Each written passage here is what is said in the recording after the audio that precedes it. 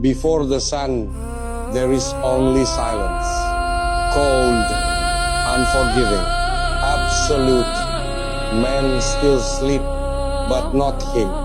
He wakes, not to fight, but to listen to the breath between heartbeats.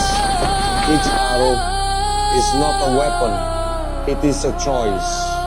The bow does not lie, it remembers every doubt. Not to strike, but to understand. And when the light rises, he does not seek victory, he becomes it. Because once the arrow flies, there is no mercy, only consequence.